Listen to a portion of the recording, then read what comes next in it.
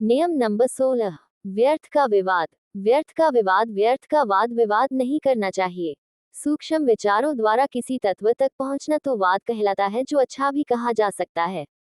ऐसी तत्व अन्वेषण विषयक वार्ता तो होनी ही चाहिए। परस्पर वार्ताओं द्वारा ही तत्व की खोज की जा सकती है।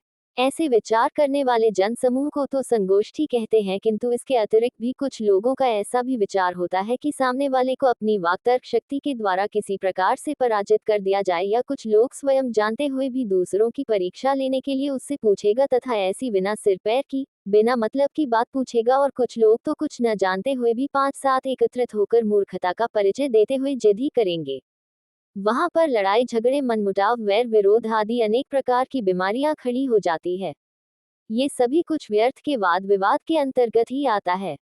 सबदवानी में भी कहा है, वाद विवाद फिटा कर प्राणी, छोड़ो मन हट मन का भानो। वाद विवादे दानु खीना, ज्यों पौपे खीना भंवरी भंवरा।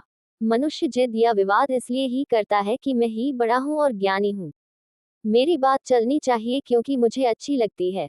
यदि उसकी मिथ्या बात का कोई खंडन कर दे तो वह तिलमिला उठेगा, कभी भी उसके प्रतिवाद को सहन नहीं कर सकेगा। यही तो ईर्ष्या, द्वेष और प्रेम के बंधन टूटने का कारण है। व्यर्थ के विवाद में निश्चित ही अमूल्य समय नष्ट होता है। उस समय का अच्छे प्रगतिशील कार्य में सदुपयोग कर सकते हैं। अच्छे विचारों का आदान प्रदान द्वारा ज्ञान की वृद्धि कर सकते हैं। इसलिए बुद्धि का सदुपयोग करें। व्यर्थ के झगड़े में पड़कर ज्ञान का दुरुपयोग न करें।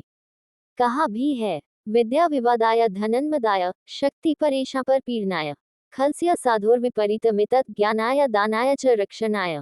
दुष्ट आदमी के पास आई हुई विद्या का व्यर्थ में विवाद करके दुरुपयोग करेगा। ऐसे ही धन से मदमस्त होगा और शरीर की शक्ति से दूसरों को कष्ट ही देगा। किंतु सज्जन के पास यदि विद्या होगी तो उससे ज्ञान देगा, धन होगा तो दान देगा, और शक्ति होगी तो पीड़ित दुखी प्राणी की रक्षा करेगा।